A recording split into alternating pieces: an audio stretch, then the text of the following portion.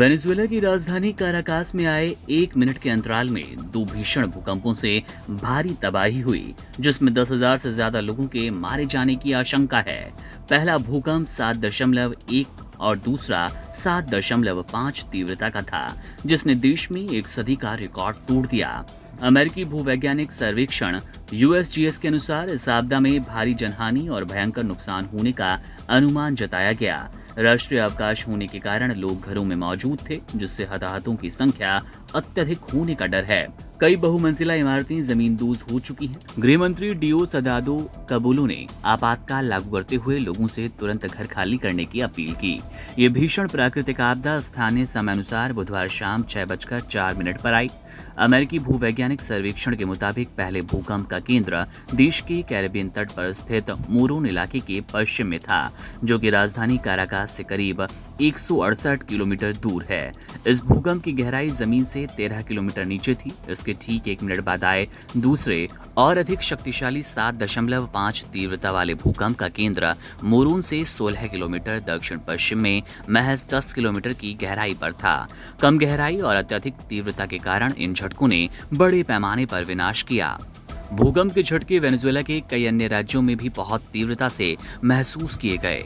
गृह मंत्री ने सरकारी टेलीविजन वीटीवी से फोन पर बातचीत में पुष्टि की कि त्रुजिलो, याराकुई, कारोबोबो, अरागुआ, मिरांडा और ला ग्वाइरा जैसे राज्य इससे बुरी तरह प्रभावित हुए। राजधानी काराकास के पालादो गांद्रेस और अल्तामिरा इलाके मलबे के ढेर में तब्दील हो गए। इन इलाकों में आमतौर पर रेस्टोरेंट्स और व्यावसायिक गतिविधियों के कारण काफी चहल पहल रहा करती है, लेकिन भूकंप के बाद वहां धूल के विशाल गुबार और बिखरा हुआ मलबा नजर आता है। सोशल मीडिया पर सामने आ रहे वीडियोस और संवाददाताओं की रिपोर्ट के अनुसार कई इमारतों में गहरी दरारें आई और कुछ पूरी तरह ढह गई। लोग अपनी आंखों के सामने दीवारों को गिरते देख सदमे में आ गए और सड़क की तरफ भागे। आफ्टर शॉक्स यानी कि भूकंप के बाद आने वाले हल्के झटकों के डर के कारण ही हजारों निवासी अब भी अपने अपार्टमेंट में लौटने की हिम्मत नहीं जुटा रहे। इस भूकंप का असर इतना व्यापक था कि इसके झटके पड़ोसी देश कोलंबिया की राजधानी बोगाटा तक महसूस किए गए। इस विनाशकारी भूकंप के तुरंत बाद US Pacific tsunami warning centre ने वर्जिन आइलैंड के लिए सुनामी का अलर्ट जारी कर दिया। इसके साथ ही डोमिनिकन रिपब्लिक के अनुसार अधिकारियों ने भी अपने तटीय क्षेत्रों के लिए चेतावनी जारी की, जबकि प्यूर्टो रिको के लिए जारी किए गए एक अन्य अलर्ट के बाद इसे हटा लिया गया। वेनेजुएला सरकार फिलहाल राहत और बचाव कार्यों के प्रोटोकॉल के तहत काम कर रही है। गृह मंत्री कैबेलो ने नागरिकों से धैर्य रखने और बच्चों तथा बुजुर्गों की सुरक्षा सुनिश्चित करने की अपील की। नुकसान का वास्तविक आकलन करने के लिए प्रभावित क्षेत्रों में बचाव दल तैनात किए गए हैं।